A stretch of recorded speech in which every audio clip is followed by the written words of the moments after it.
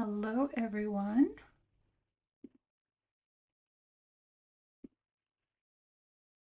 Let's get everything queued up.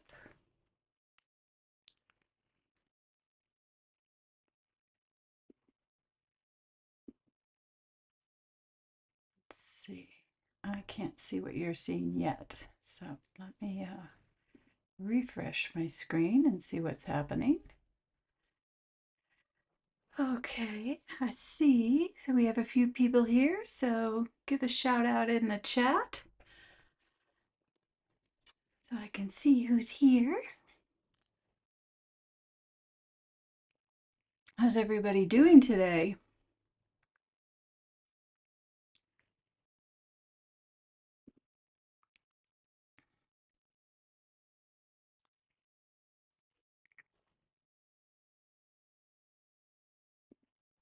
Okay, I just want to check another screen right now.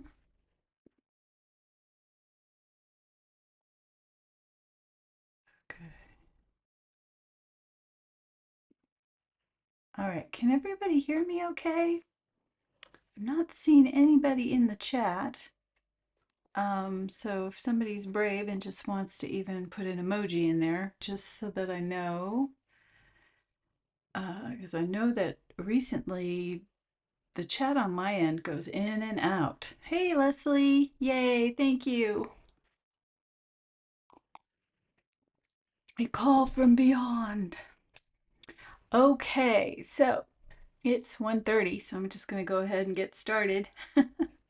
Welcome everybody to I'm calling it the special Cricklewood Camp edition of Wonder-Filled Wednesday, but that's quite a mouthful. But anyways, welcome everybody. And today we're just working in our journals. I'm actually not working in my journal yet because I still have to bind it. And I will be filming that for the Cricklewood studio folks. I do have my text block, though, all done. So I'll give you a little preview of what's happening here. What the heck is that? Just paper. So this is the guts of my book of what will be my field journal. So this is the text block. It'll get some covers, some special stitching on the side. These are, I'm not pre-drawing everything, but in each signature, there will be this paper. I have a few that I worked on. You recognize this from other things we've done. The rest of them will be blank so I can paint them in the field. But yeah, so that's how that's working. And I'm behind in everything. Absolutely behind in everything. But that's going to get done. So because of that, I'm not really working in any journal today. What I have is, I think this is just a piece of printer's proof paper. I keep a box of like offcuts and stuff. Hey, Nathaniel. And I just, keep that nearby for when I'm doing stuff for Wonderfield Wednesday or any kind of demo stuff. So I'm working on what is, it's just printer proof paper, but it's nice for scratch drawing. Sometimes I just grab paper out of my printer. That works too. Because what I'm doing today is I am learning how to draw the least sandpiper. This is not a bird I've drawn before. It is a bird that I do see when I go out and do my research trips. And one of the things I wanted to share with you guys is for Cricklewood Camp, if you have decided that you are going to work on a theme, sometimes, or in my case, I do this all the time. If I go out into a field and I'm expecting or searching for a very specific bird, but it's one that I haven't drawn, painted, sketched, or anything before, totally new to me in all ways bird, I will spend some time researching that bird and sketching it. I will practice. I will learn how to draw the bird. And the reason why I do that in my studio first is because unlike a photograph, these birds aren't going to stand still and pose. And while I do have a few tricks that I have shared with you on how to sketch really quickly, um, I know myself, I do not work quickly. I am somebody who, my style is the classical realist kind of old world style. It is done in many layers and it's done very slowly, and drawings are built up and brought out. And that takes time. Those are my studio pieces, and it just means I'm not somebody who sketches really quick. But if I've already kind of learned the bird, um, I'm able to place my marks very quickly and then build up on that. And if the bird moves, it moves. I either depend on memory or I know that I'm going to develop it later. So, it's just a way to kind of get into that. The other thing I wanted to do is I had a question from our community member Janice about drawing water and painting water, and I thought this would be a good thing to show. It's something I need to practice more because I don't really do a lot of water over the winter, and um, most of the birds that I've been doing recently have been forest birds, so a lot of trees, not so much water. And in fact, I was going to start with just sketching first, but I think maybe I'm going to do the water part first, and then sketch, because the water part will go pretty quick. All right, so I have my paints out, and I have some an offcut of cold press paper this time. I have like a little stack of offcuts of cold press paper. Not a watercolor paper I use a lot, but I want to work through some of my stash. I'm trying to reorganize the studio. Hi Nellie, hi Victoria. So let's see. What I wanted to tell you first and foremost when you are illustrating water. Of course, we know, having touched water, we bathe in water, we drink water, it is not solid, it's liquid. You can't really hold it in your hand without it seeping out. It moves, it constantly moves. But when you are illustrating water, you need to think of it as a solid form. Otherwise, your brain will take over and it all becomes a mess. So when you're thinking about it, you need to think of it as as a hard, solid form. It has three dimensions. Um, in terms of like a wave or a drop of water or a waterfall, there is a side that receives the light and a side that receives no light, um, just like any solid form. Water has the special property of being very reflective. So it will reflect everything that's around it, but it's constantly moving, so that reflection won't be like a mirror. It can be blurry, it could have striations in it, all sorts of things. So I am actually, let's see, I'm gonna choose, let's start with this little guy kind of right above my drawing board. So right here. Let's start with that one. I'm going to pull that reference up and I'll explain what I mean. I was trying to look for like some really good water photographs. I really couldn't find any great ones. If you have any questions, just pop them in the comments and I will answer them. Okay, so I'm just going to, for the sake of you being able to see what I'm doing. So let's see. Yeah, I'll just do this and then I'll use that other scrap that I had here to talk about some of the other stuff.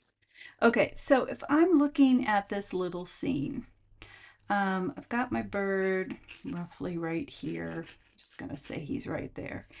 And then right behind him is this solid mass that has shape like anything else.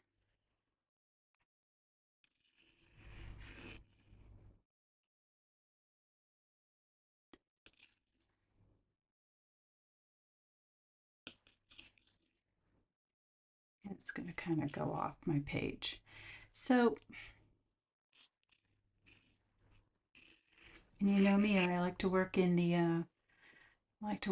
straight lines first. Now, because let's just do a rough perspective or rough relation of this bird. So he's about 1.5 long. Okay, so my bird is going to kind of sit in this area right here. So I'm going to take pretty much everything out and just kind of put roughly, oops, he's way up here, roughly.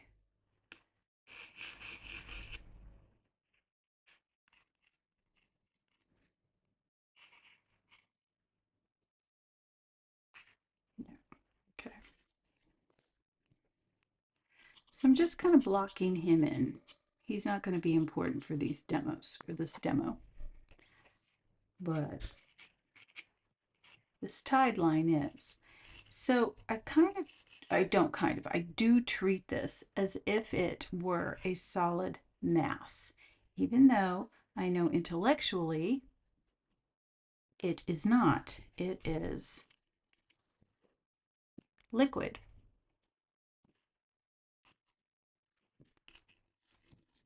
So I'm just refining this line, and I'm doing what I always do in that I'm pressing my pencil up against the imaginary pane of glass so that it doesn't do this, and I'm measuring my angles, just like what I showed you last week. Okay, I can take off that corner right there. Remove the lines I don't need.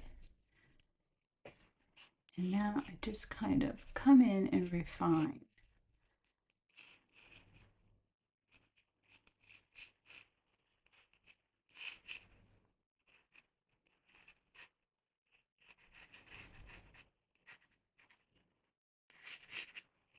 So I've got a watery mass here. I'm noticing that there's some changes, shifts in color here, and that has to do with that there is a bit of surf right here. So I'm going to put that in. Actually, it's a little higher than that. Whoops. Because it's related to this. And then there's a bit of surf that kind of comes up in here and this way. And then I've got some surf right here. And it comes up and around.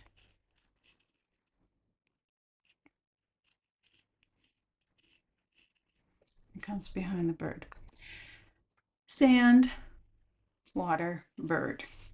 So I'm treating this mass of water, even though it's moving and it's fluid and it's the least solid of anything solid you could ever come up with. But we're going to treat it like it's solid. I'm not going to lighten my pencil lines. Let's just keep that where it is. What I am going to do now is go ahead and put some basic colors down. Now, it's just like when you're painting anything else. You're kind of going to map your colors and your shadows. In fact, why don't I go ahead and put my shadows in first. So I'm just picking up whatever's on my palette right now. I'm going to go in here.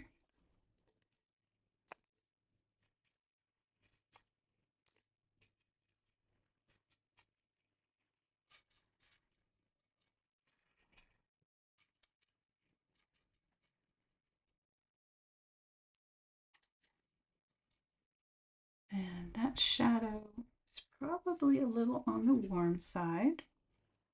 So I'm going to warm up that black. This was my chromatic black. I had some brown in here, which was made with chromatic black and burnt sienna. Just adding a little bit more burnt sienna to create like a warm gray. And because it seems to be making quite a sharp shadow, I'm not actually going to wet this down. I need it to have kind of a sharp edge. So I'm just looking at the shadow and I'm thinking of my light source, which is coming this way, kind of a long thing like this. And I'm just gonna use the tip of my brush and create that shadow shape. And I don't know if you can see it, but there's a little bit of the way the waves are rolling in. The water is coming in streams. So I'm trying to mimic that a little bit.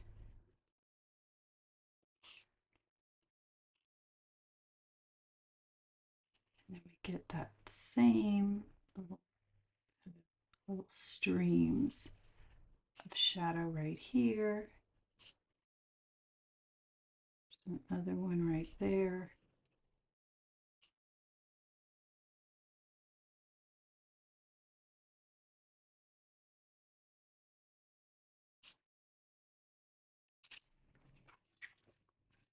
All right, back here, that shadow is a little softer because of the depth of field. Now, that's a photography thing. If we were actually out in the field, we would see that sharp because it's close enough to us. We wouldn't see it quite as blurred. So I'm just going to do it as if we were really in the field. It's lighter because it's farther away from us.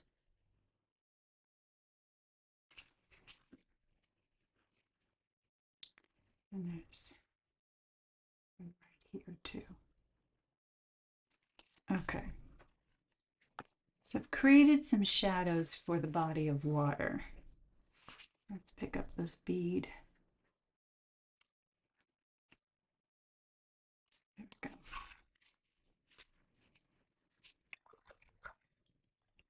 And I'm painting around the water right now just because that's easier on me. Okay, so I'm looking at that sand and I'm just looking for the local color of that sand. So I'm going to take some of my quinacridone gold, which is really, really bright, and I'm going to hit it with a little bit of quinacridone purple to knock that down.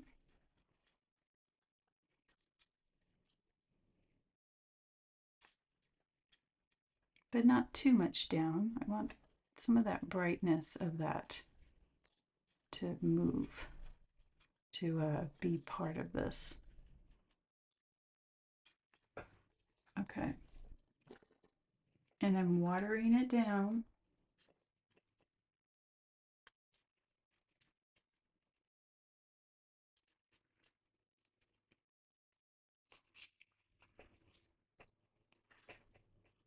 Just going to go over this, and I'm going to go over that shadow too. It's dried, so I can totally go over it now.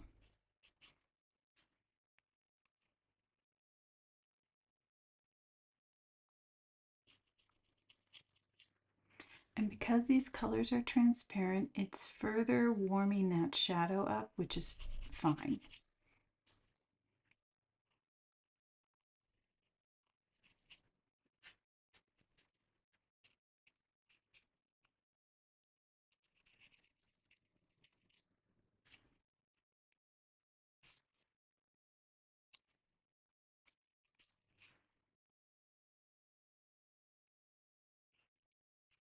Now, I'm not looking at the screen right now, so if I crawl out of frame, please yell at me in the comments. This was still wet, so it's bleeding a little bit, but that's okay. And then while this is all, see, you can kind of see how that's still wet. I think, oops, a little bit too much in there. I'm going to grab some of my quinacridone orange. It's quinacridone burnt orange. It's kind of like a brighter version of burnt sienna, but it's still not like bright, bright. And I'm just going to kind of put it in places.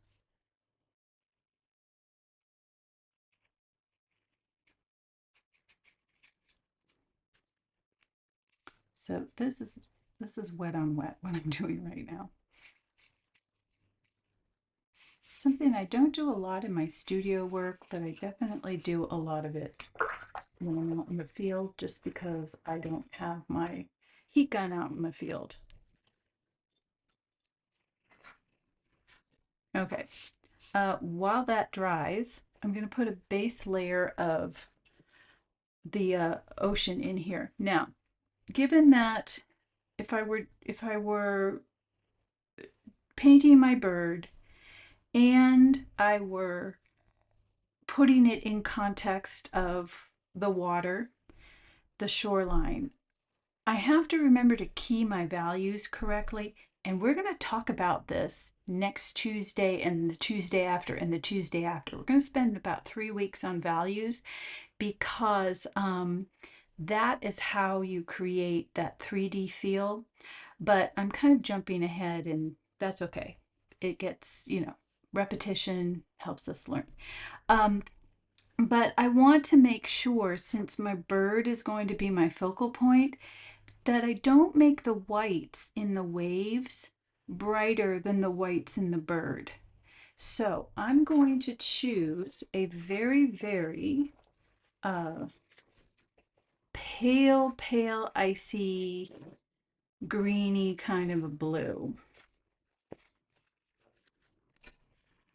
And let me clean off an area of my palette. Normally I don't do that, but I introduced some of the black and I needed that out of there. Okay, so in here I have, I'm going to use my big brush again. I'm going to add some water to my palette.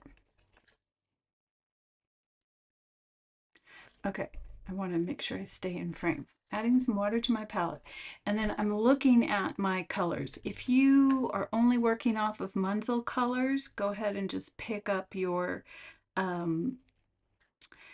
French ultramarine, and you can kind of cool it down by using the phthalo green in the Munsell.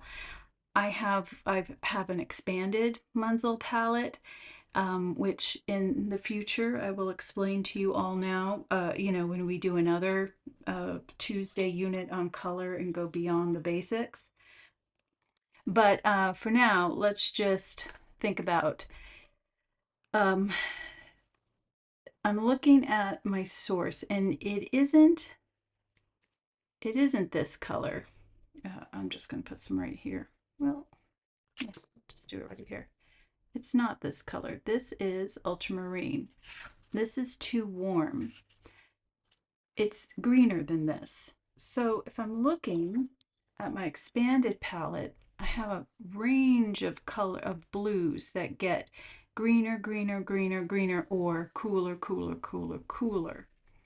This one is cobalt. So I know I'm not going to choose that. It is a little cooler, but it is still too blue, and I'd have to do too much to it to get it to be more leaning towards that aqua. I know, because I know my colors, I'm not going to pick up phthalo blue, because while it is brilliant for the sea around the tropical islands, it is a killer for this one.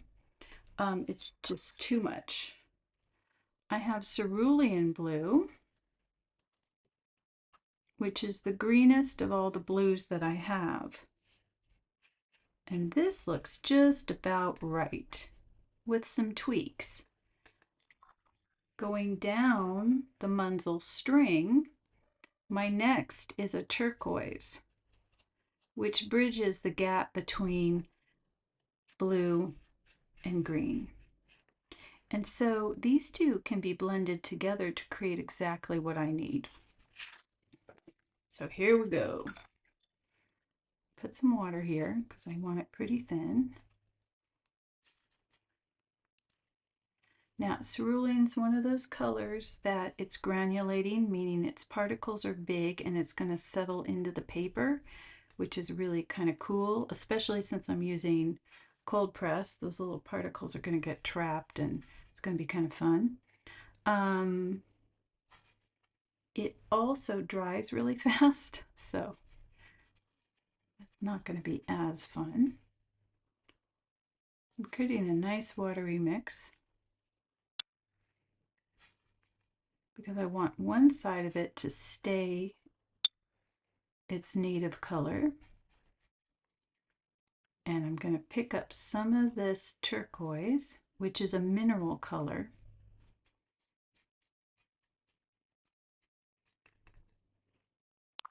So it will also granulate. It's actually turquoise from the mountains of Arizona, from a mine called Sleeping Beauty.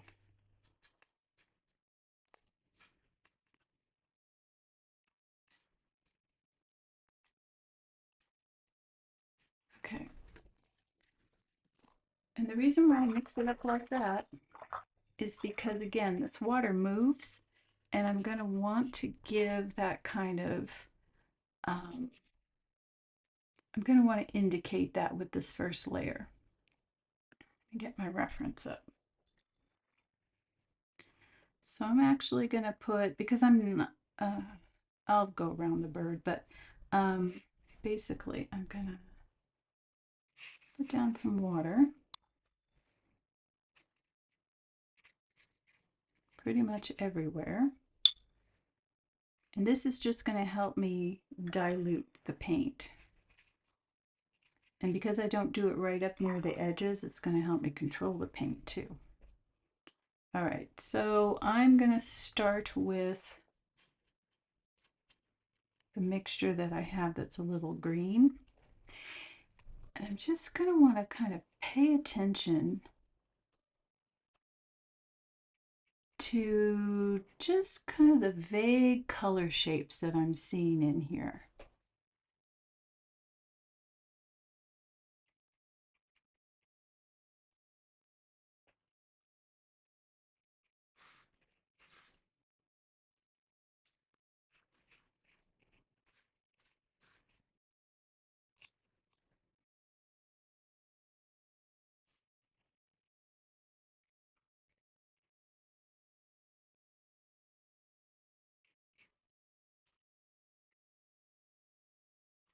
I'm not trying to avoid any of the white areas. I put down enough water that I know, and this mixture is thin enough that I know it's going to slightly feather into some of those lighter areas.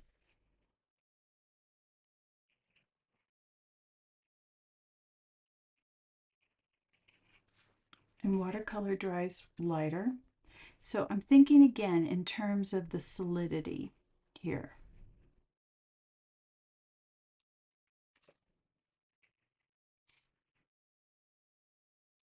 And because it's solid for our purposes, that means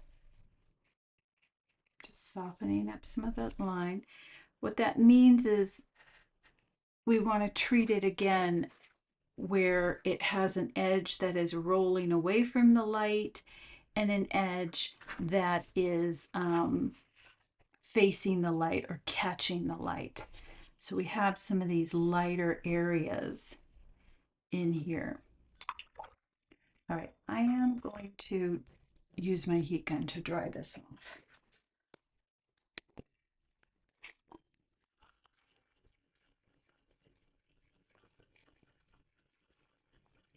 So once I get my base layers, just like any kind of solid entity specimen that we are painting, I'm going to go in now with the details and work those middle areas, deepen up some of the darker areas, look for all my little halftones. This is all going to become clear for those of you who are new to all of this next Tuesday.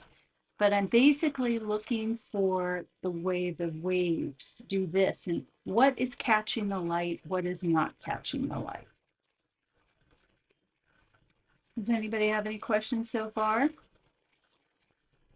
I'm assuming a lot of you are working on your own projects right now. And feel free to let me know how Cricklewood Camp's going for you.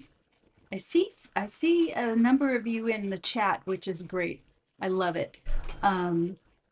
Definitely keep posting and conversing. I need to catch up with the chat for today. I know that some people dropped some things in there and I haven't had a chance to go in yet. Oops, still wet.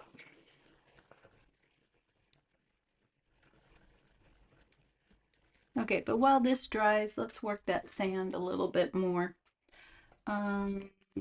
Take this one. I like to wake up my brush a little bit and then dry it off so that I don't get too much. Actually, I need to wet this though, so I don't get too much water in my mixture. So I want to go for a slightly thicker mixture, and I want to take some of that brightness down. So if you were following the previous Tuesday tips, I don't know what I'm not calling it that, but you know, we went all into color, and so I'm using some burnt sienna to kind of make this a little bit redder or warmer, and knock down some of that bright chroma from the quinacridone gold. I think this will work. And then I'm starting, this is still wet, so I'm going to let that dry. Actually, you know what I didn't do? I didn't fill that in. But that's okay. That can be really dark right there. So there's some sand. I don't have to worry too much. Just going to go in here. I'm just going to put some texture down. I'm going over that bit of the shadow that I had put in and letting some of the sand peek through, but not, since this is farther away from us, I don't really need to show too much of that texture.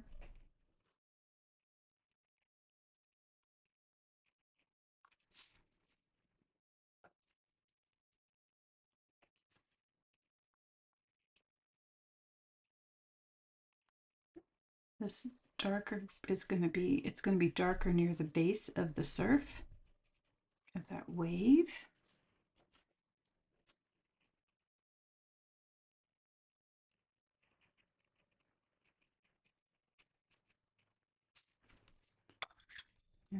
Let's go to a slightly bigger brush. So I'm using a spotter.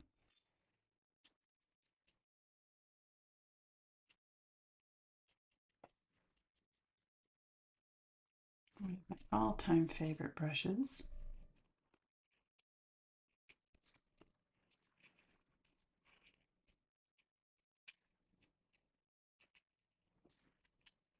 I actually like the look of that smaller. Here we go, smaller again.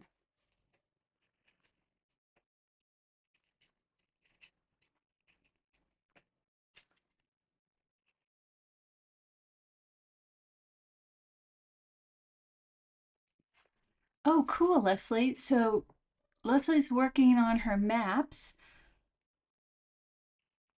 for the nesting areas that she's going to visit. Cool.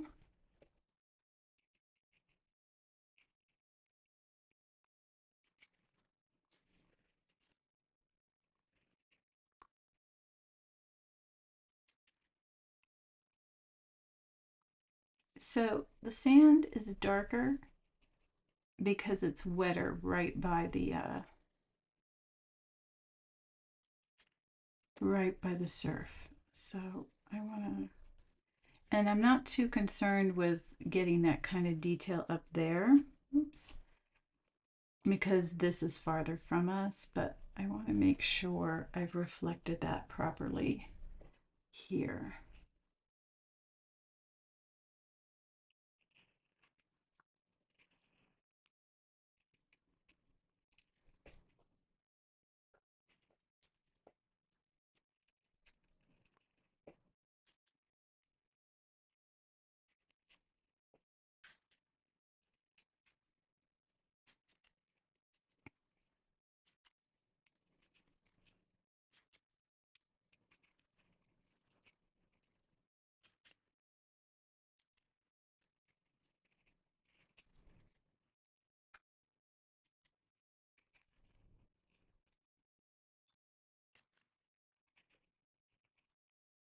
So I'm getting more watery, looser as I get towards the front, the foreground.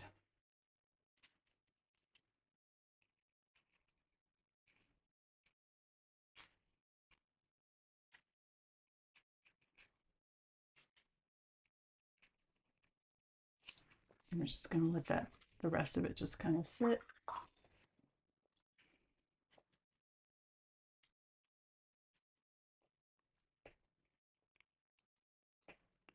And I just want to kind of reflect that right in here. It's a little brighter. So normally you cannot go over watercolor with a lighter color, but the fun thing about quinacridone gold is it's so bright that when you kind of smush it on top of some existing color, as long as it's not too dark, it will show. Okay, so I'm just going to leave that to dry. Let's see how we're doing here.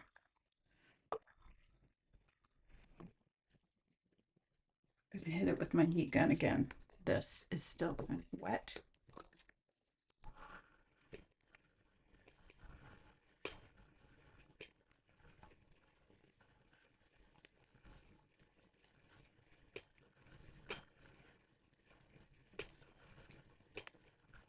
Okay, I think that's good enough. I'm actually going to use my spotter for most control. And I'm mixing my blue up again. This is that cerulean.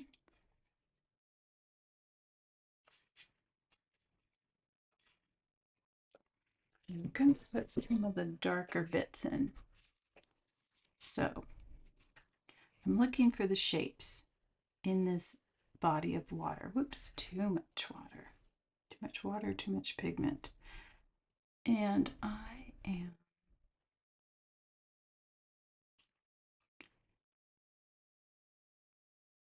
going to go ahead and put in some of that.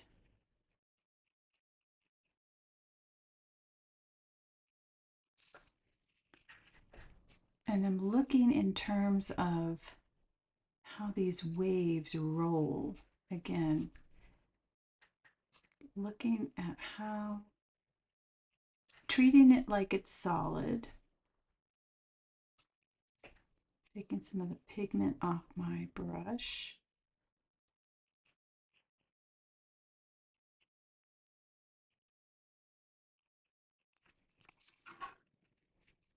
I'm thinking in terms of these kind of rolls right here.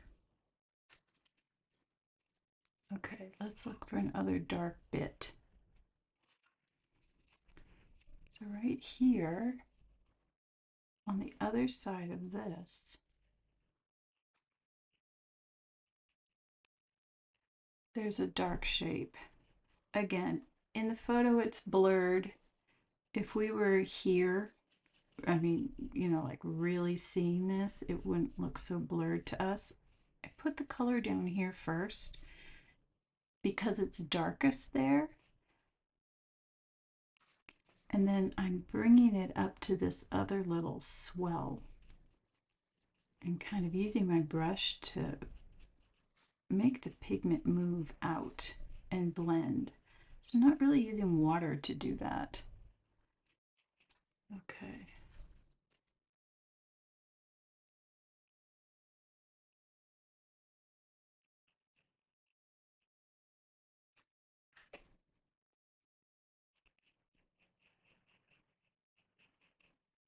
The pigment's wet enough that I can use a kind of a dry brush technique. Okay, I'm going to go ahead and put a smush of water there. Pick up a little bit more of that turquoise, mix it into the blue, and hit that bit of water right here. Just because this whole area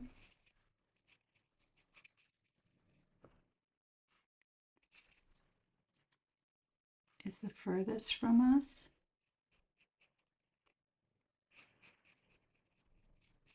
And therefore can just be monochromatic. Okay, and then again, a tiny bit of darkness right here.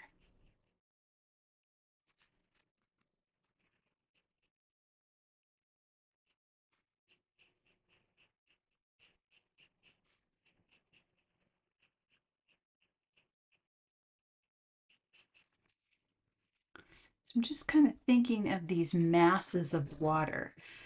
I mean, it's all the same tide coming in, but you've got these chunks. So like with everything that we draw and paint, we try to look at the whole and then look at the parts and then look at the parts within the parts and just try to build it up from there. All right.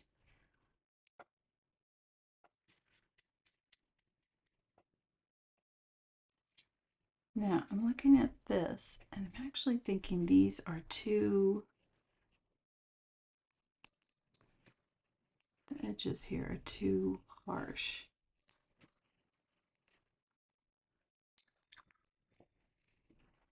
So I rinse my brush with clean water and then I just try to soften some of this a bit. These lines.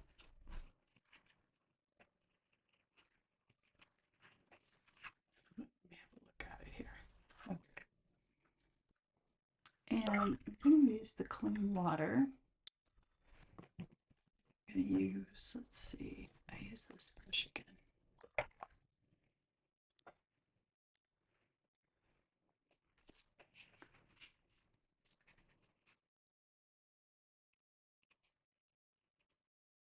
So I'm going along the edge and I'm just wetting this edge a bit. Because remember, it curls around. And then I'm going to take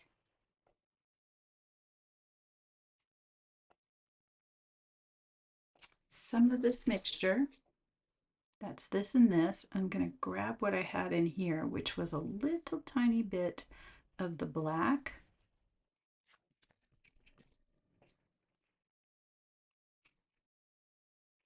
And that brush is too big and holding too much water. So those of you who have been in my classes, took the foundation workshop in Cricklewood, you know that we control the water in our brushes as a way of controlling the water in our paint. It's the water in our brushes, the water on the paper.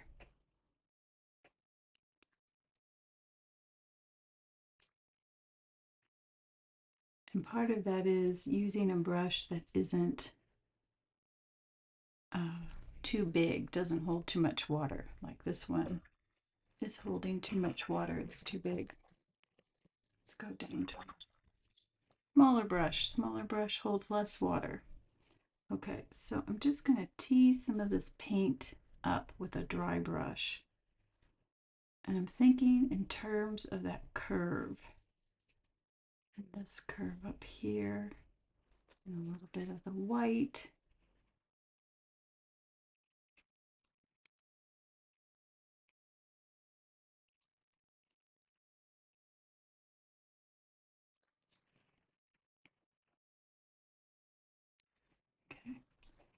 Put a little bit more water here, just along the edge. This is dried off, so I can just put water without making it move. Taking a little bit of that mixture I had, drying off my brush, and then thinking about how this is curving around.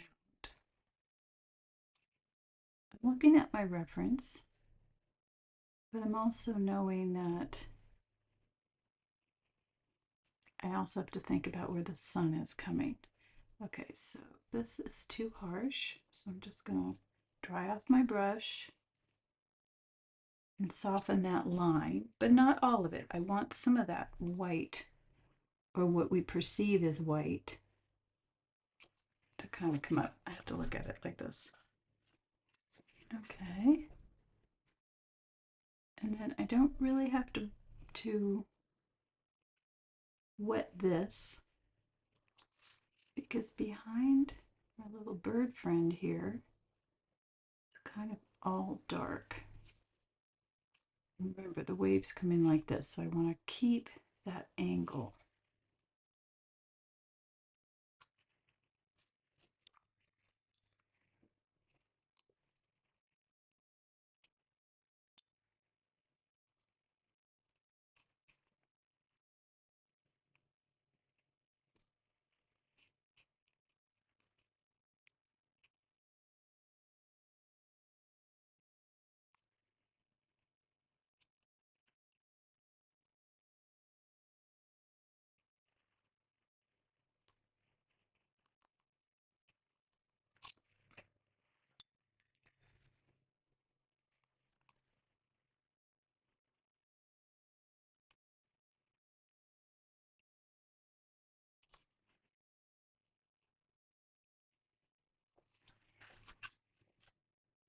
Okay.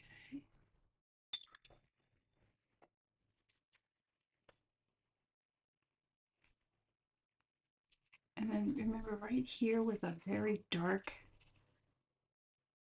kind of right in here, because that wave rolls.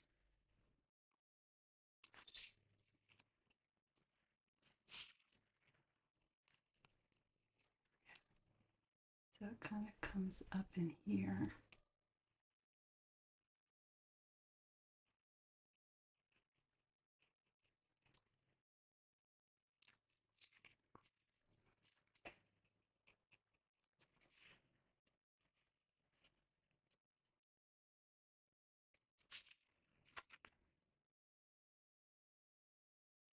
I'm just darkening up what I think needs to be a little darker.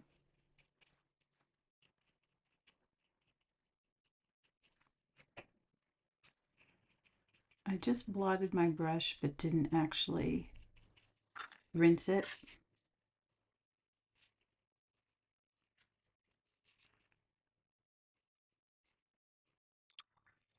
Now I did though.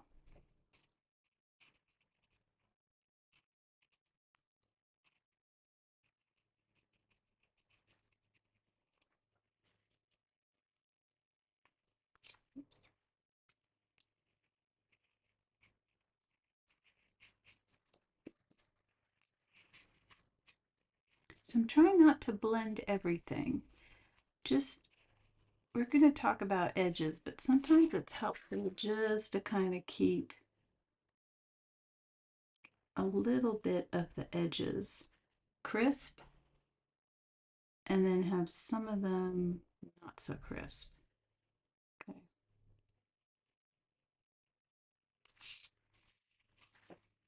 Okay, I'm just going to let that sit for a minute. Hey Maria, happy Wednesday to you too. All right. Well, this kind of, well, let me move to another area. Let's darken up along here, especially right in here. I'm putting some of that kind of muted mixture in. And I'm not laying down a ground of wet, because back here, I kind of want some of that texture. So I'm thinking about how the water flows. The water is flowing this way.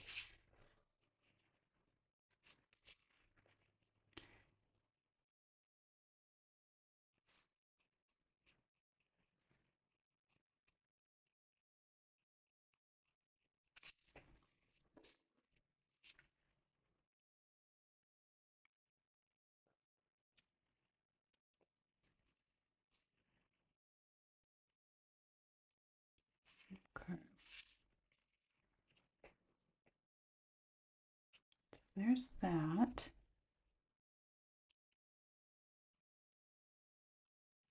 Right up here too.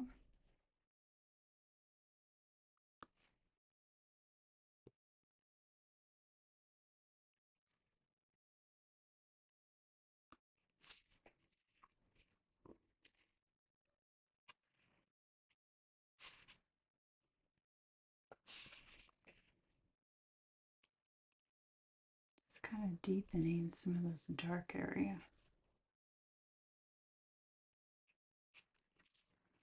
And again, thinking about how the water is flowing.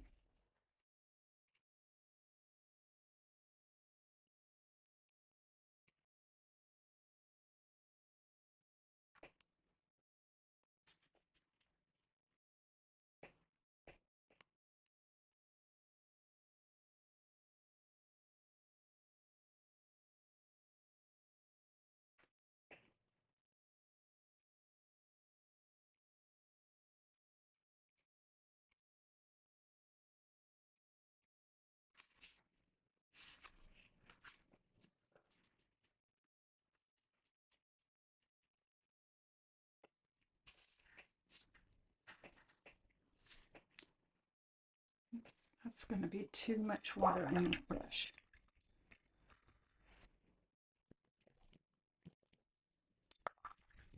Okay, so I'm just introducing a small spotter. So I want to take the water out because I don't want to dilute my mixture. I'm still using that same dark mixture. It's starting to dry off in my pan, and so I don't want to introduce more water to it. Okay, so now I'm starting to really look at some of these shapes right here.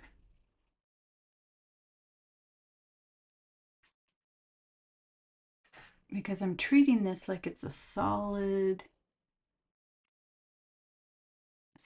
structure, even though we know it's not.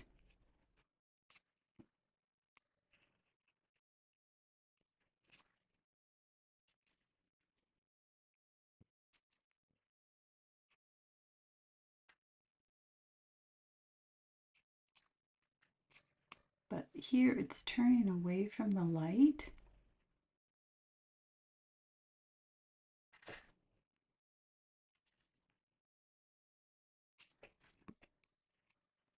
Here.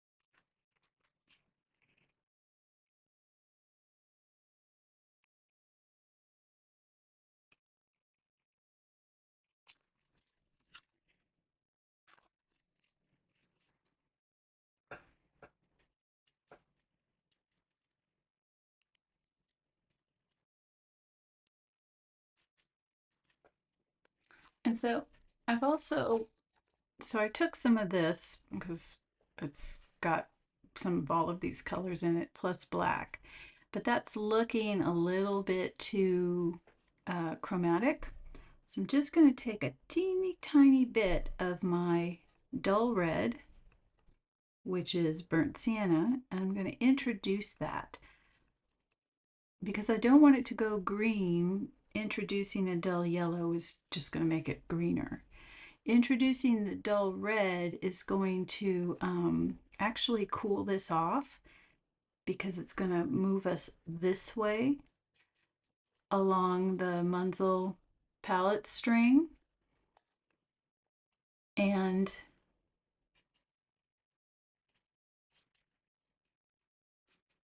dull it down.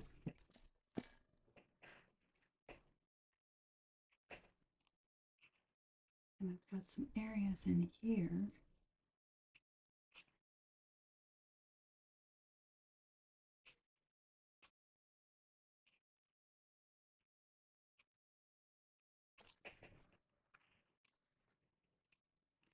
So I just took pigment and water out of my brush and I'm just kind of scrubbing it up under here.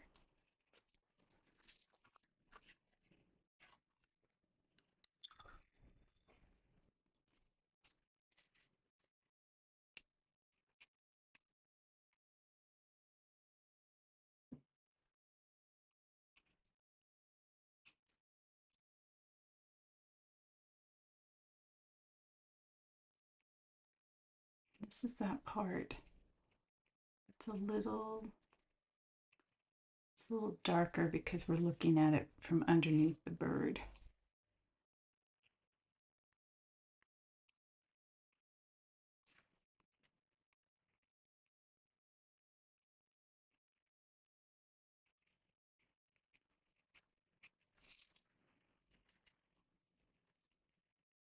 And things get brighter here. So this piece is going to be more along this line. Just break it up a bit.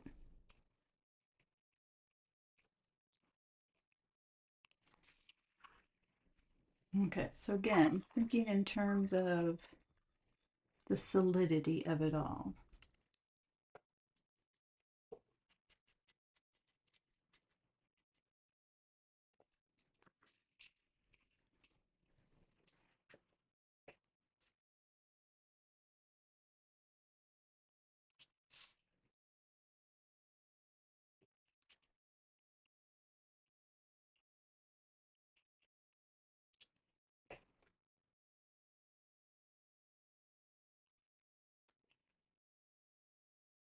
Just darkening up.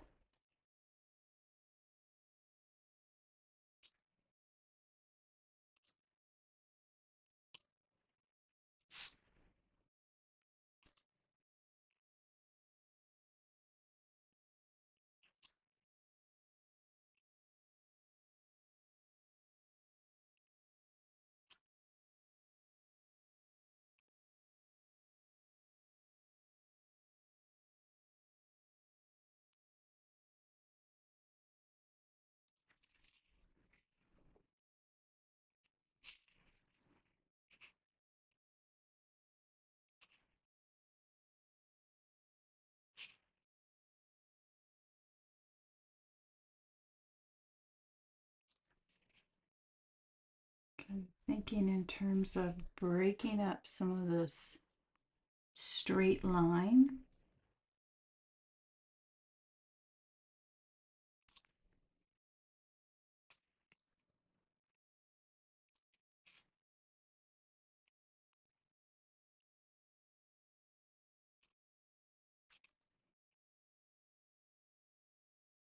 See, I just got too regular right there.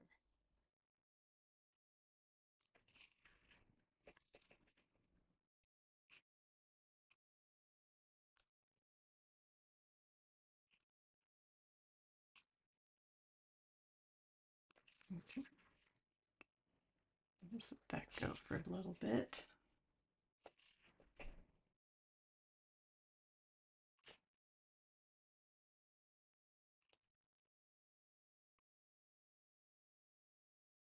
And again, thinking about what's catching the light here. So that's all this is catching the light. All right, let's go ahead and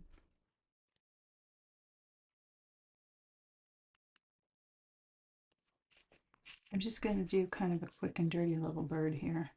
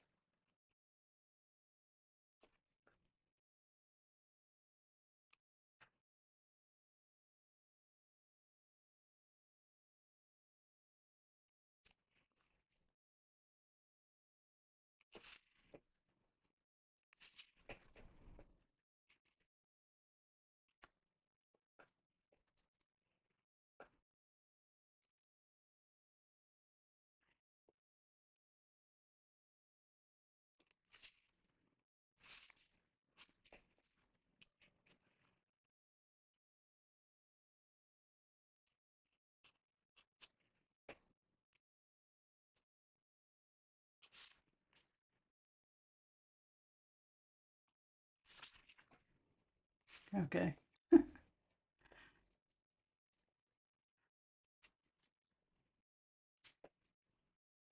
Just waiting for that to dry. Okay, so we have a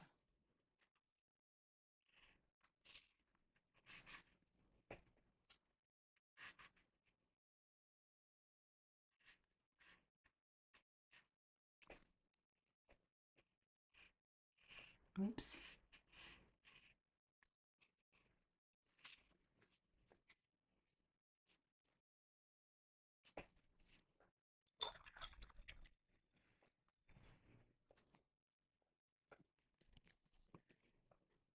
All right, let's see questions while I wait for this to dry. So Maria is asking, have I ever worked with gouache? Yes, I have. And some paintings I actually do go back in and pick out the highlights using white gouache. Um, so if I'm using white gouache, whoops, this is my favorite. It is Winsor Newton designer gouache in permanent white. And it does work really well. You have to be careful in that it needs to be pretty thick when you put it on. Otherwise, I mean, gouache is just, it's watercolor. It's not transparent the way watercolor is, but thin down too much and you can put it on transparently.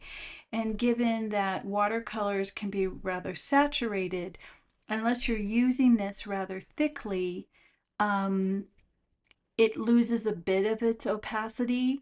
Also, too much water and it starts to absorb some of the, I've noticed it starts to absorb some of the pigment. But I do use this. In fact, I keep,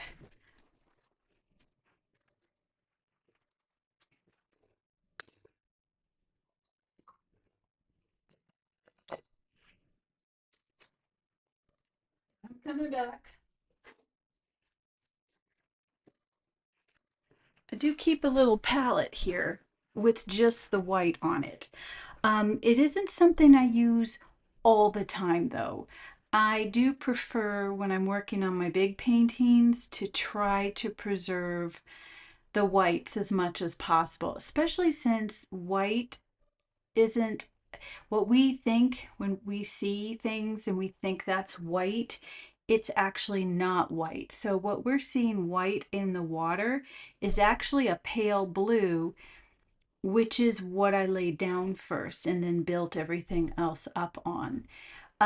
It's the same with this bird. What we're perceiving as white is actually quite a pale, creamy kind of a yellow white um, on this bird. So I do use gouache, but and my preferred one is the designer gouache because it's also a watercolor. It's just an opaque watercolor.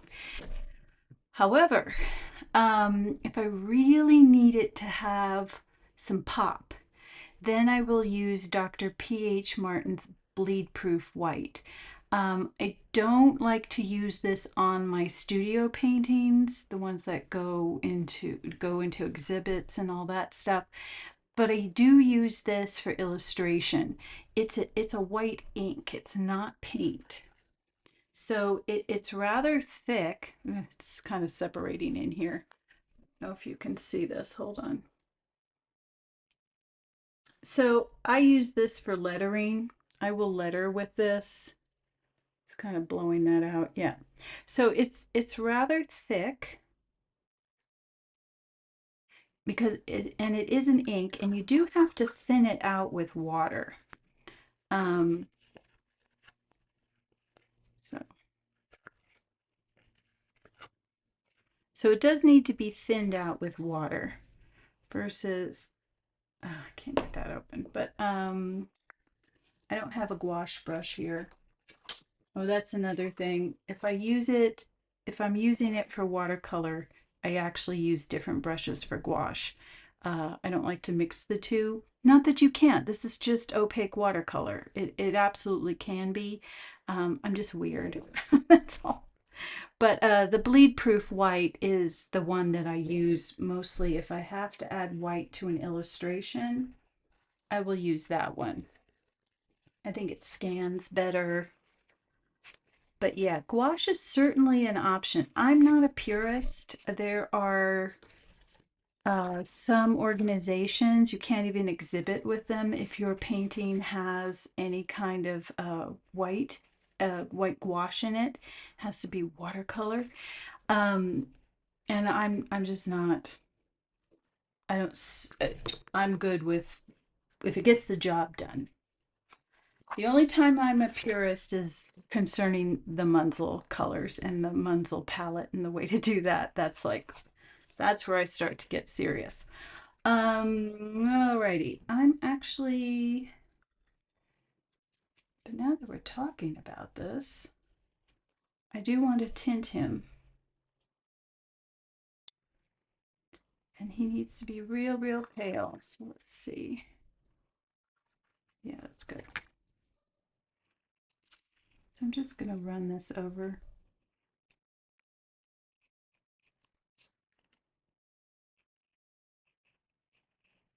just because what we're perceiving as white is not white there. He's more sandy.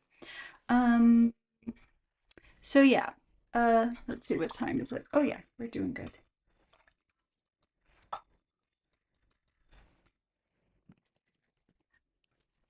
I'm actually going to develop this just a teeny tiny bit more, unless you guys want me to get to drawing. But if nobody has any objections, then I think I would like to just add.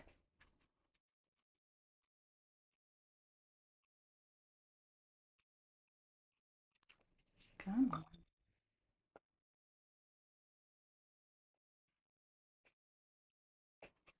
Just kind of add this a little. Hope that answered your question. Oh, good. It did. Excellent.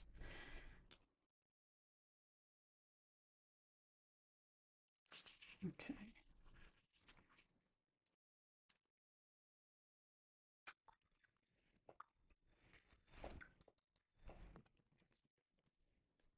So yeah, I'm looking at my reference again.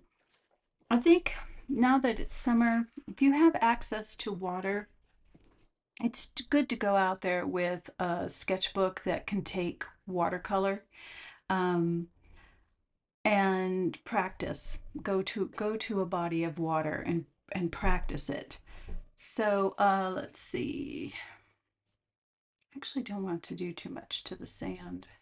Do I want to do anything more to this?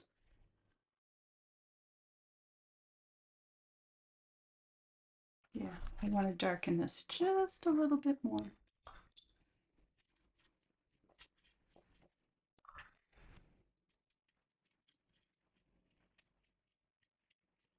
So I'm just going to add a little, I want to make a little bit of a color correction. That's looking a little dirty to me. It's going to still show through, but I just pulled some more of this blue and the turquoise towards this puddle that had more of this blue and turquoise in it and the black.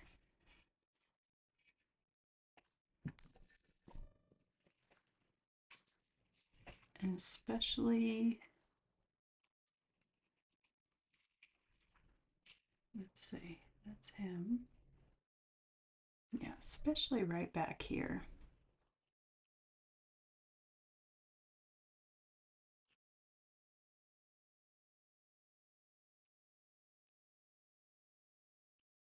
Again, I'm thinking about the way the water flows.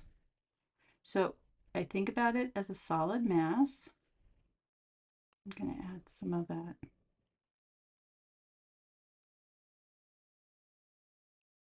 And I do think about the way it's occupying space, similar to when we're doing birds or any creature.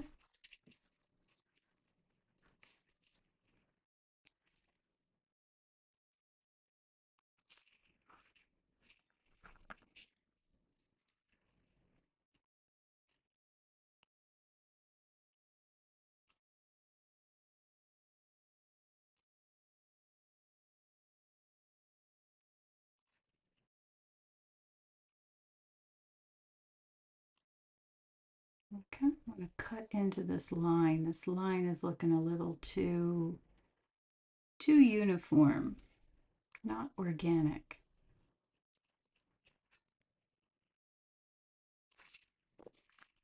Yeah, I like that a little better. Except now I got a hard line right here. Get rid of it. While my paint's still wet, I can move it around a little bit. I'm also seeing something else I don't really like.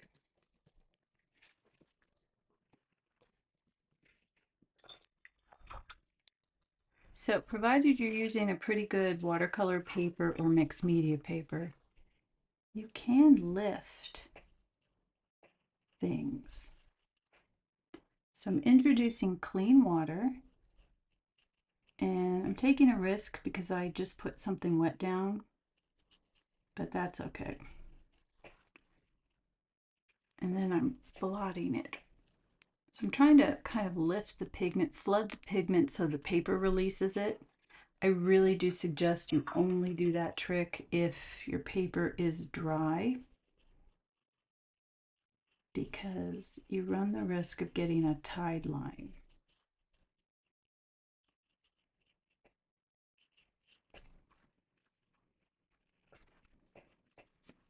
It will never bring the paper back to 100% white, but it will lighten it a little.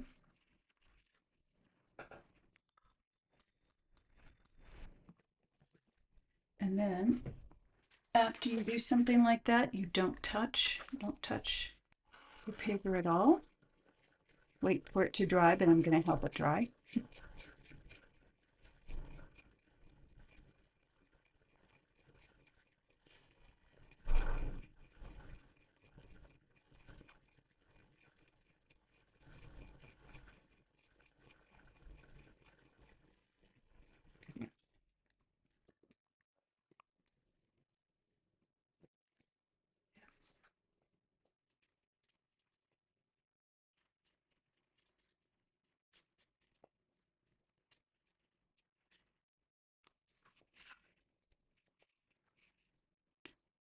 I'm going to kind of go through this here.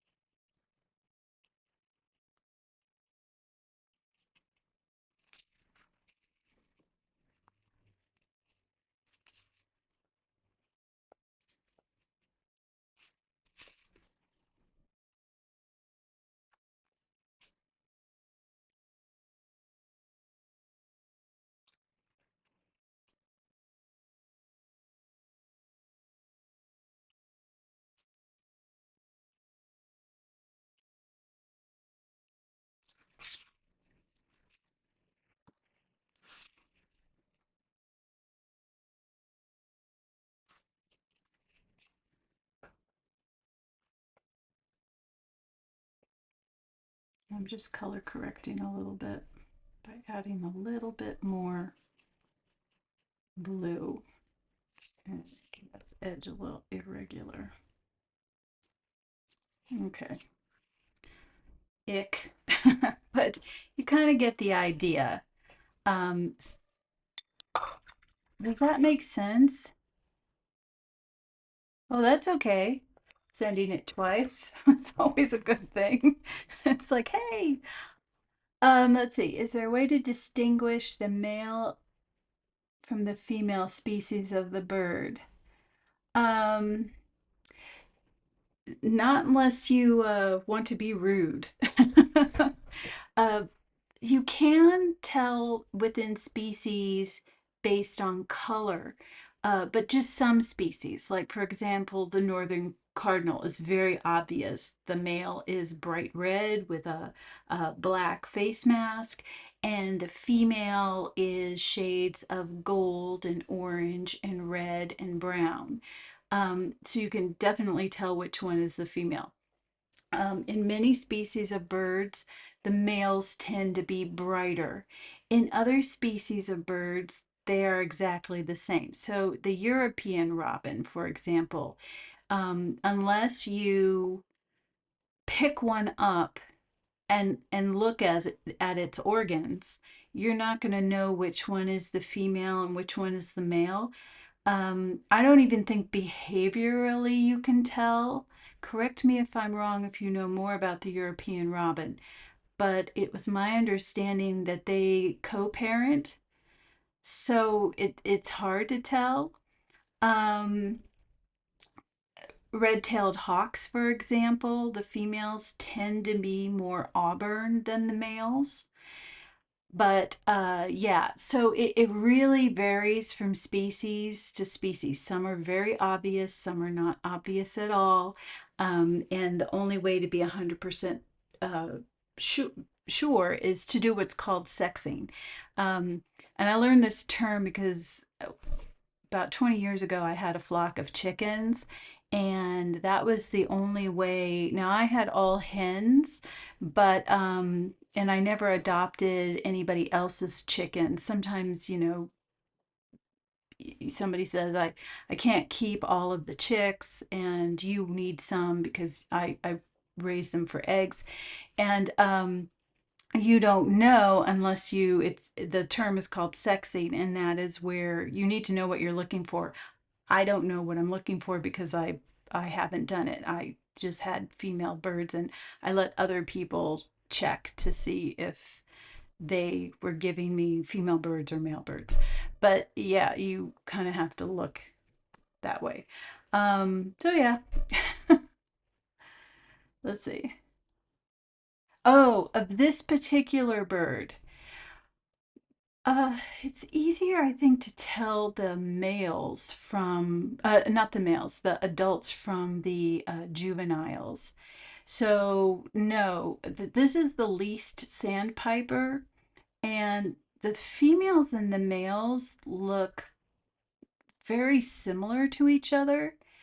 Um, you can tell the difference between the breeding and the non-breeding because the breeding birds of both sexes will have more rusty speckling. And then the non-breeding adults, they go completely like pale. So um, they they don't really have any of the auburn or kind of rusty speckling. They're just kind of brownish all over. And then the juveniles are smaller and tend to be a little plumper. But yeah, between the females, no.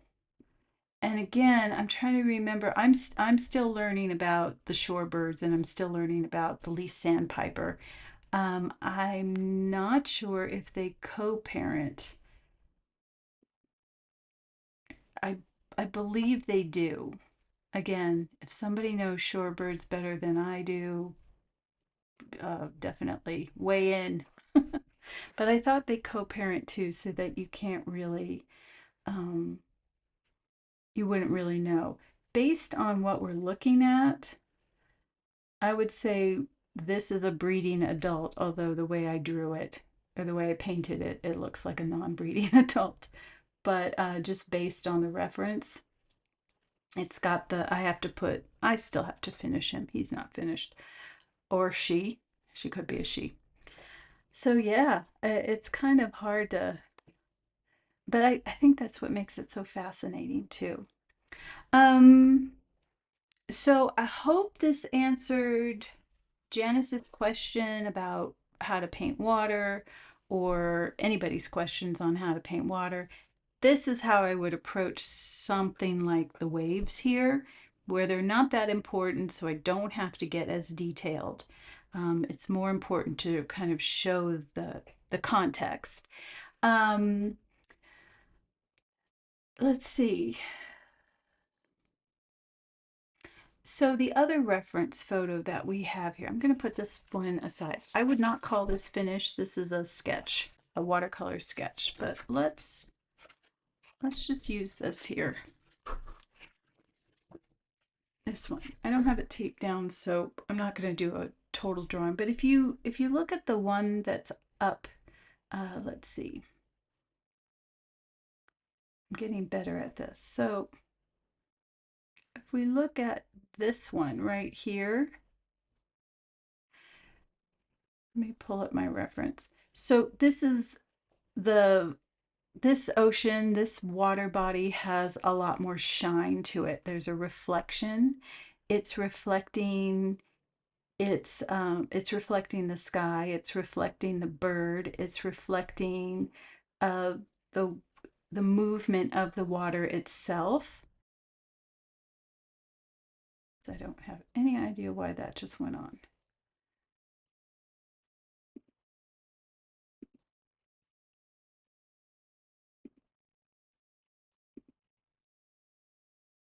So in the case of water like this, again, you're still treating it like it's a solid piece. And so it's putting down a ground. Let's see.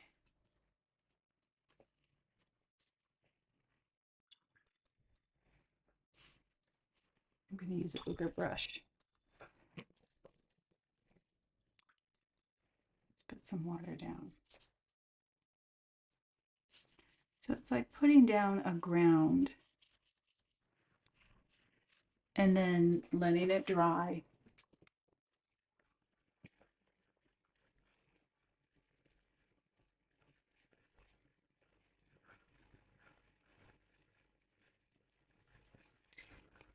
And then going in and putting the texture in it.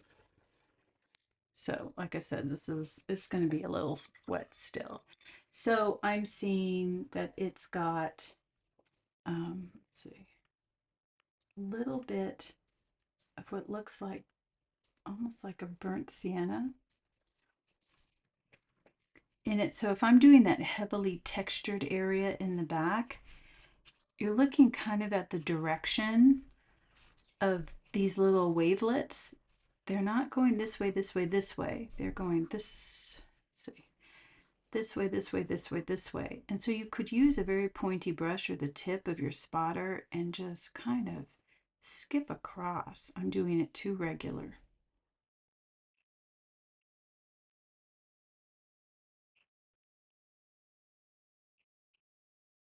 To try to create that texture and just not as regular as what I did.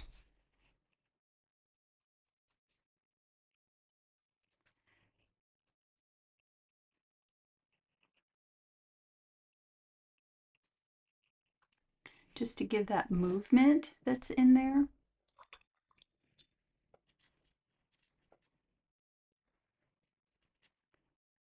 And then once that dries,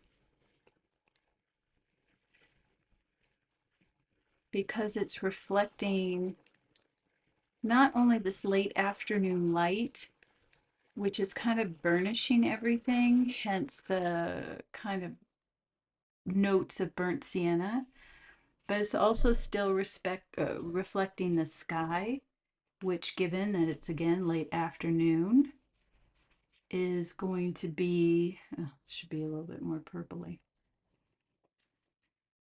is going to give it kind of a bluish cast.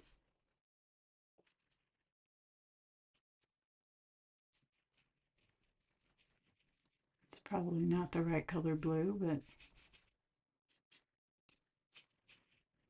so you can glaze over.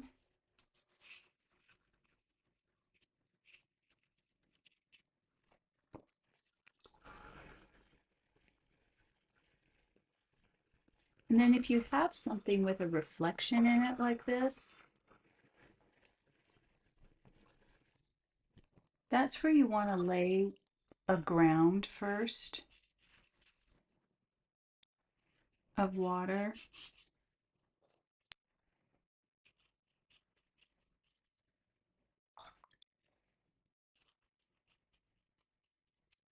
So you can see I have this ground of water. You can kind of see the sheen right there.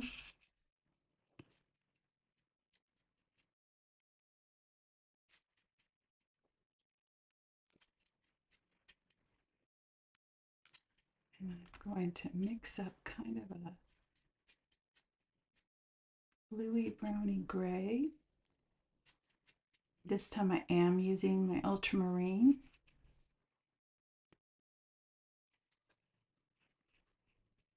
And I'm painting kind of a negative space.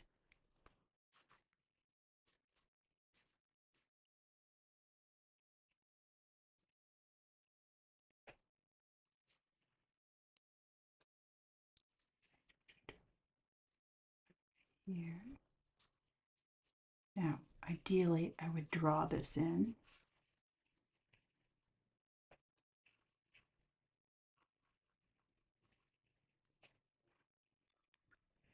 But because I'm using this wet on wet, kind of all blurs together.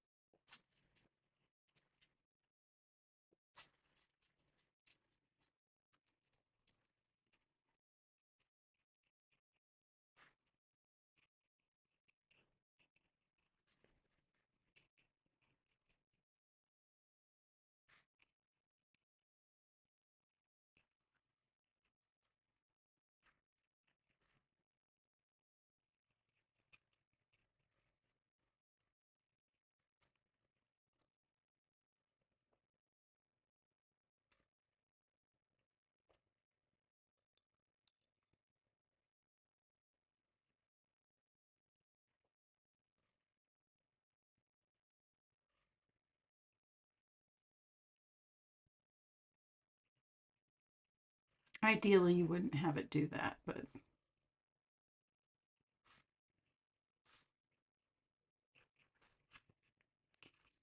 but you would make the reflection.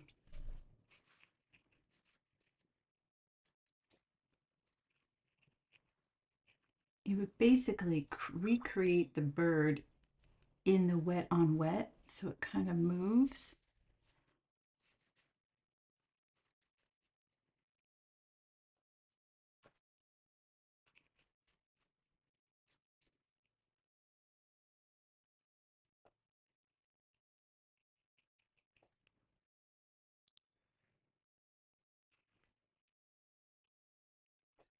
Now, I would take a lot more time doing this. I'm doing this really fast.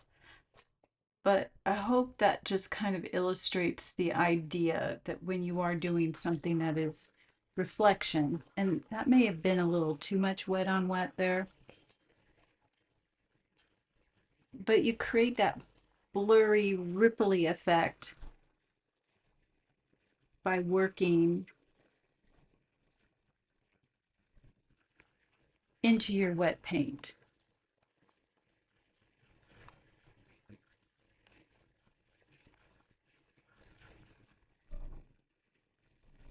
I could spend like days doing water.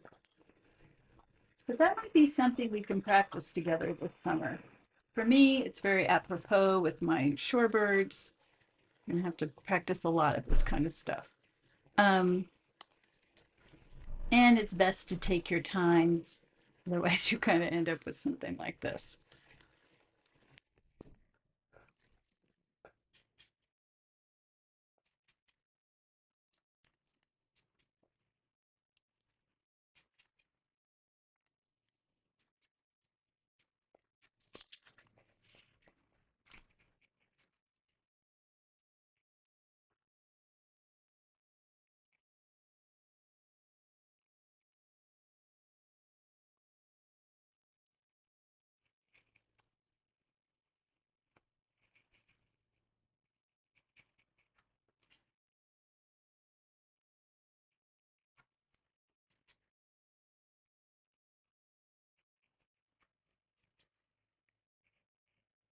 And you kind of treat where they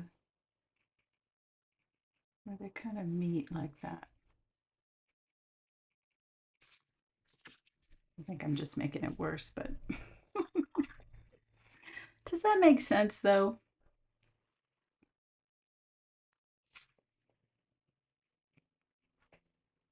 So it's all in contrast, you keep the part that isn't the reflection crisp,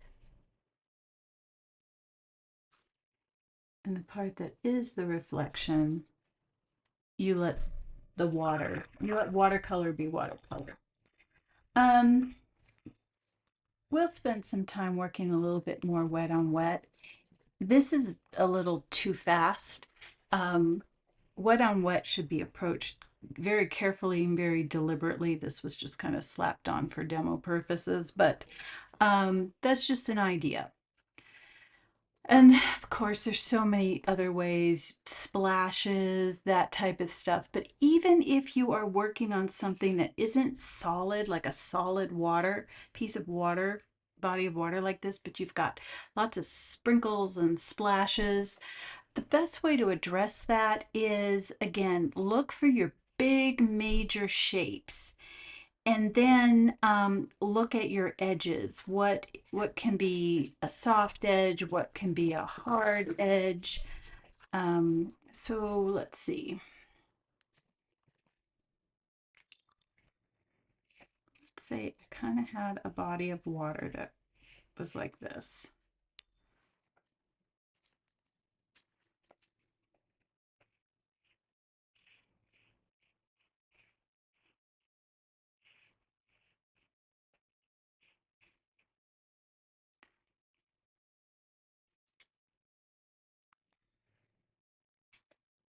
Right up in here.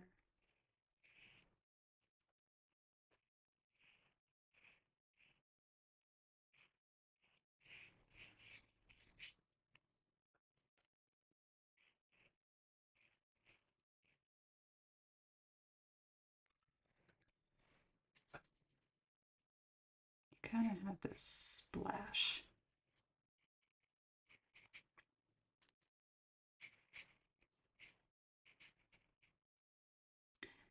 That splash is going to have a backside to it.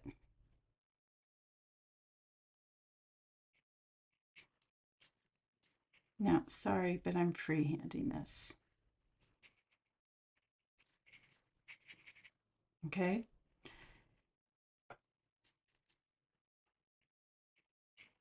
So it's going to have this structure. Something fell in it this way, or was actually, it was probably thrown this way, causing the water to spew out. And because of the forward motion of whatever it was, it caused things to go off in this direction.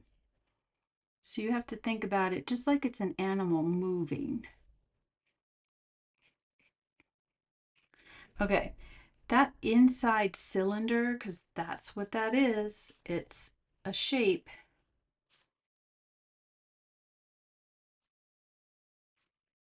This side of it is going to be in shadow. The inside of the cylinder is going to be dark with the rim really light. So let's see.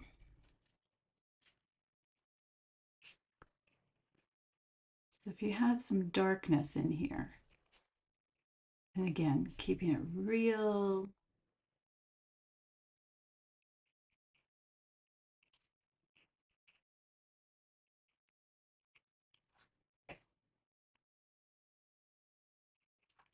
that's probably not the right colors. And you're going to have, since also, let's say the light source is this way, it's just like that cylinder. This part is going to be darker. It's going to be darker at the base. Because it's risen up, it's also going to be casting a shadow right in here. So the water that's flowing around it this way,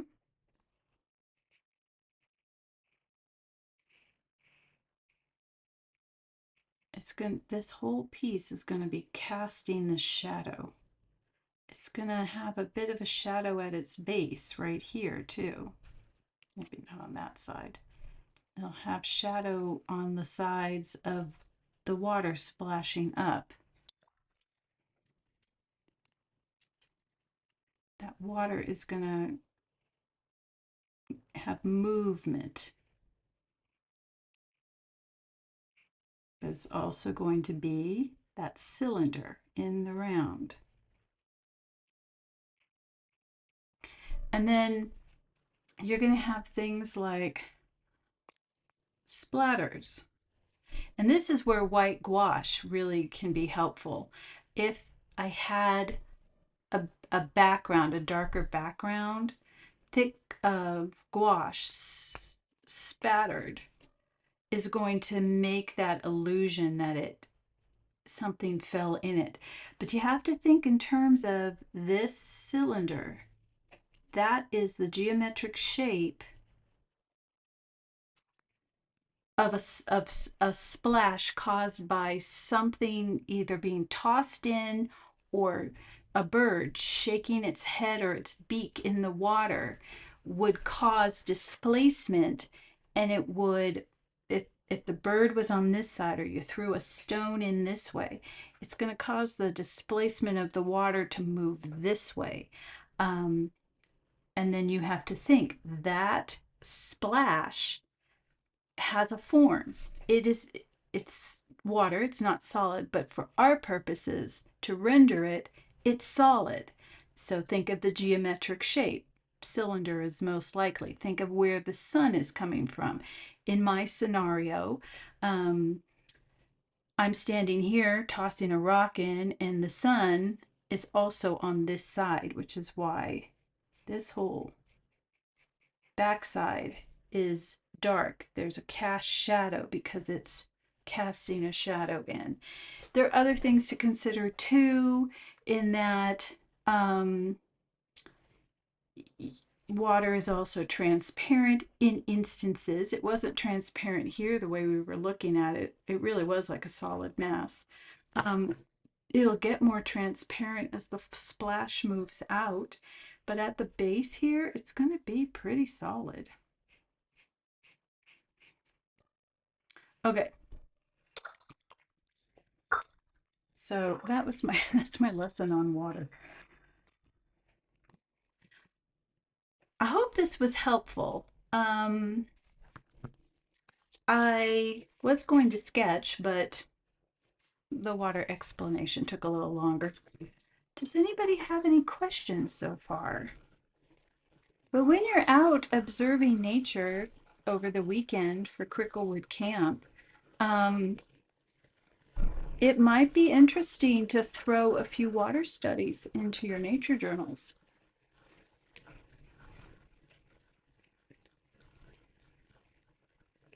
I'm just kind of drying stuff off here.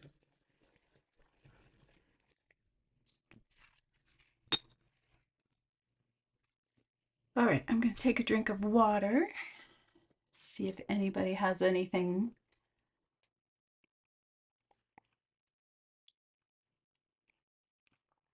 Oh, good. I'm glad, Maria. So, how many of you are participating in Cricklewood Camp?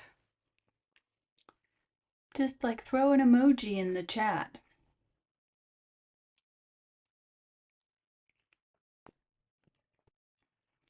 I'm going to straighten up my desk a little bit. Put these to the side.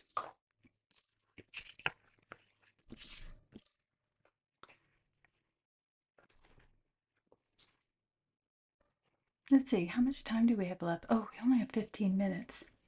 Maybe I'll just continue painting this little dude.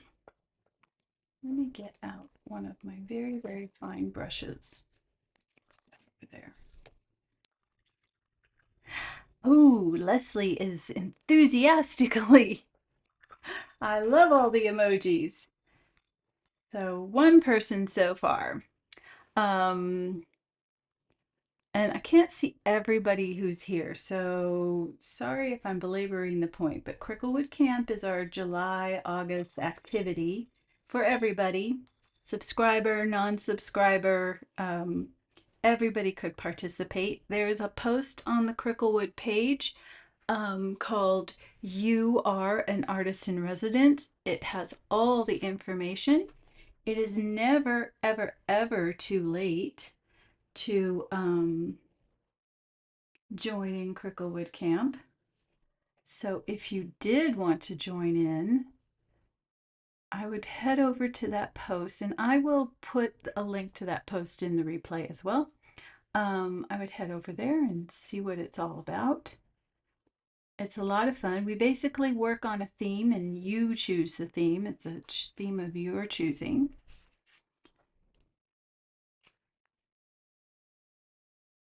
I'm going to add some of that bright rusty color in there. Right here. I'm keeping this very loose and sketchy.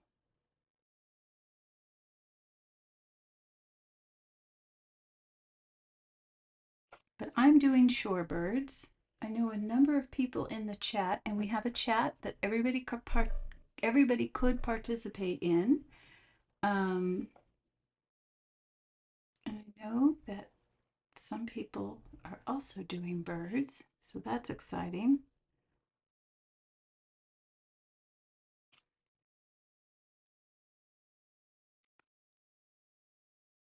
Well, this does not look like our little friend. Obviously, I need to practice more this particular bird.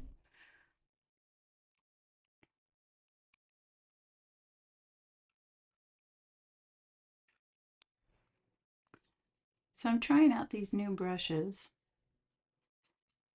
They're mostly going to be used for my bigger paintings. They are they're called designer rounds. So they're like a round brush. They're like a spotter.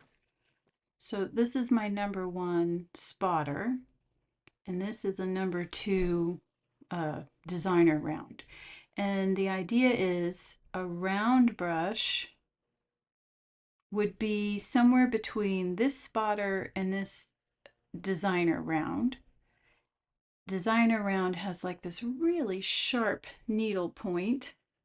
The spotter has a nice point too, but it's got a thicker belly, so it holds a nice amount of water. But this holds a good amount of water, but then it's got that really fine. So I got these for some studio paintings that I'm working on. And so where I work on a much larger, I work on a like a 22 by 30 piece of watercolor paper. And I needed a brush that held a little bit more water than the spotter, but had a nice sharp point for feather details and things. So I'm testing these out. They're kind of fun. Let's see, this is kind of come in this way.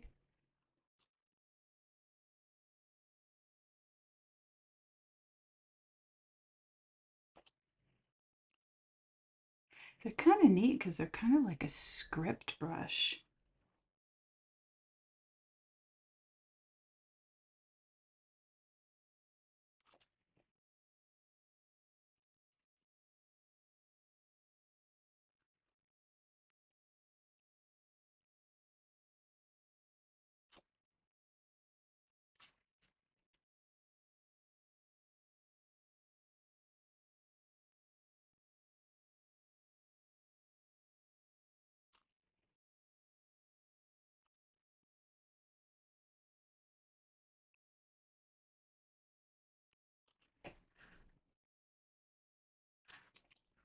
I'm going to go get my gouache brush. Let's pop some gouache in there.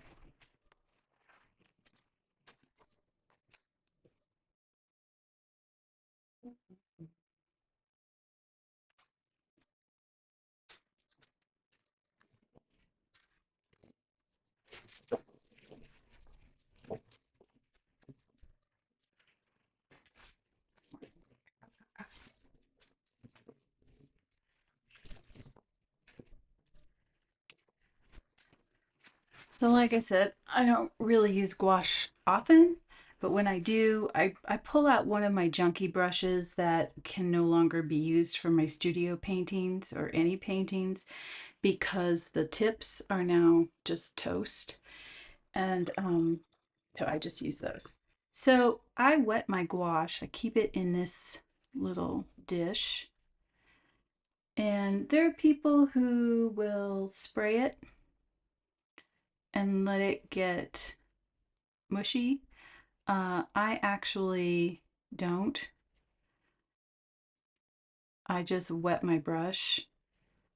Part of the reason why I use a junky brush because I'm really grinding into it to try to really get it to be thick, thick, thick. And then because this has no point on it anymore, I'm twisting it to try to give it a point.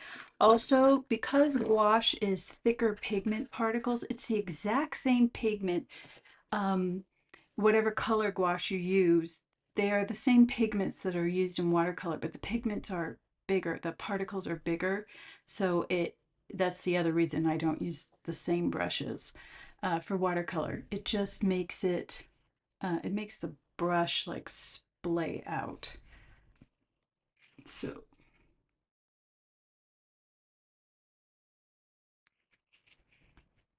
I'm kind of trying to follow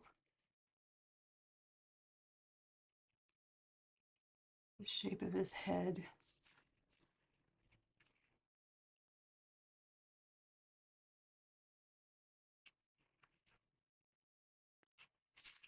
Got like a bit of white right in there.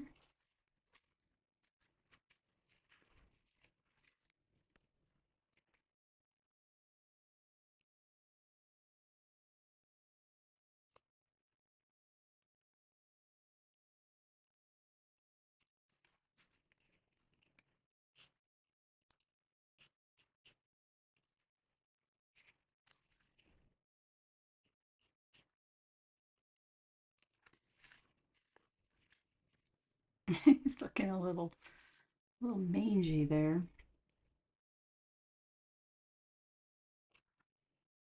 You can see right in here The brown is coming through.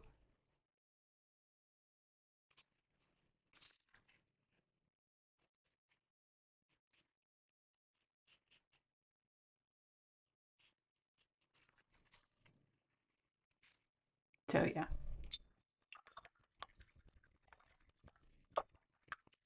that's probably way more than I'd ever use in a painting.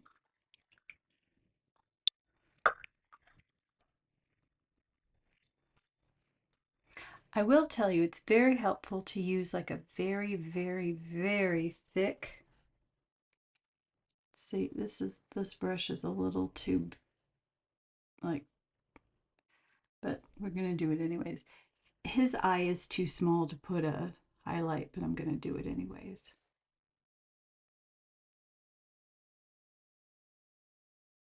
There it is. Um, that's how I find this the most useful, is to put the highlights back into the eye of a bird. 'Cause that's sometimes the hardest thing to keep the color of the paper, just because I'm working in so many layers and that kind of thing. Oh, but you know what? While we're having fun with gouache,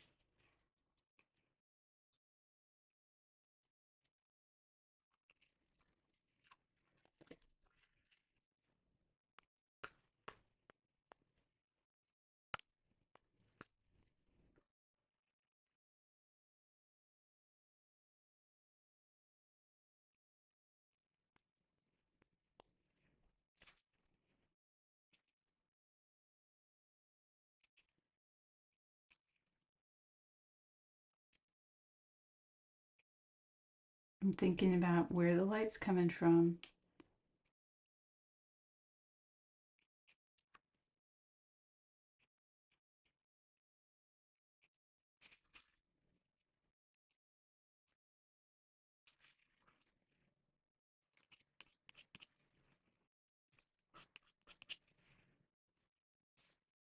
So, yeah. If that were a darker background, that white would have shown up and it would have looked like speckles of water catching the light. So you can do a lot of fun stuff. So if you are interested in um, experimenting with gouache, I would get the permanent white. Don't get the one called zinc white because that's transparent and it's meant as a mixing white. You want the one that's called permanent white. It's the opaque one. And there's, if you go back into the archive of Cricklewood, uh, was it a Fieldwork Friday or a Wonder-Filled Wednesday? Somewhere back in there, I'll try to find it. But somewhere back in the archive, we experimented with using gouache and watercolor pigment, because there's a trick that you can use white gouache, and as long as you don't use too much of it, it will actually make your watercolor pigment even brighter than it is. But then there's a sweet spot. If you go beyond that, it makes it all chalky and pastel-y. Um, but there's some really interesting techniques out there done by botanical painters who are painting on vellum, who use a mixture of watercolor, high intensity chroma watercolors with opaque white gouache. And they create these layers on the vellum. And because of the way the vellum reacts with the paint, it almost creates like it's luminous, but it's velvety. It's hard to explain. It's kind of the best of both worlds. Um, I don't paint on vellum. I'm strictly a paper paper person. I will paint on a vellum surface of paper, but not on actual vellum. But yeah. All right. I hope this was somehow interesting. Does anybody have any questions? I'm just kind of going through the chat to see, did I answer everybody's questions? I think I did. Okay. If you want to know more about Cricklewood Camp, we're doing it all through July, all through August. You can join in anytime. The details are in that post I mentioned, which I will also put a link in today's replay post. Um, yeah, it's a lot of fun. Um, let's see. I'm going to try to get the replay post out tonight, actually. So I'll just wait for it to be processed by Substack, and then I will turn it around. I'll put the links to some of the pertinent things in the post, and we have a chat. So if you go into the Cricklewood Nature Journal's chat area, if you're in the app or on the website, look for Cricklewood Nature Journal, and there is a chat for Cricklewood Camp. It's open to everybody. You are invited to post pictures of your field trips out into nature, ask questions, share what nature is like where you are. That's really what I'm hoping, is that it's a conversation that we're having with each other. You are welcome to ask questions if you need help with technique. Um, Comment on other people's posts, chat amongst yourselves. Yeah, it's a campfire. It's a virtual campfire. So bring your s'mores and have fun in there. And I'm in there all the time. I have to catch up though. I didn't go in there today, so I will catch up this evening. Yeah. So I hope you're having so far a good July, getting outdoors as much as possible. I know it's hot everywhere, so try to stay cool. Um, it helps to draw nature. I feel cooler when I draw. So please do that. I will also post yesterday's note in the replay, so that if you're not on notes and you have no idea what I'm talking about, it's a series on drawing that I'm doing to help anybody who may feel like they need a refresher or they want to get started drawing. It's really bare basics, and I'll be doing that all the way through the middle of August. So I will post the one that I posted this week, and I will also give you a link to a threaded post that I will be updating with all the series, just like I did for the watercolor series last month and the month before. I'll actually pop that in there too, because that's going to be helpful. Okay, thank you so much for coming. Oh yes, Leslie, I had a great time with you guys. I have said this before, Wonderfilled Wednesday is always the highlight of my week. It doesn't matter if I'm feeling blue, feeling not well, feeling all the feels. I always know I have Wonderfilled Wednesday to spend with you guys, and I always just feel so happy and uplifted. So I'm so thankful that you all came. And like I said, look for the email with the replay. If you are not a Cricklewood subscriber, I have many levels. One of them might fit you. Explore. You don't have to be a subscriber to read the post. I will put a link to it in notes. But if you did want to get the replays in your inbox for Cricklewood Camp and the Wonderfilled Wednesdays and all the activities we're doing for July and August, becoming a subscriber will guarantee that. Okay, I will see you all very, very soon. And yeah, enjoy the rest of your week. All right. Bye.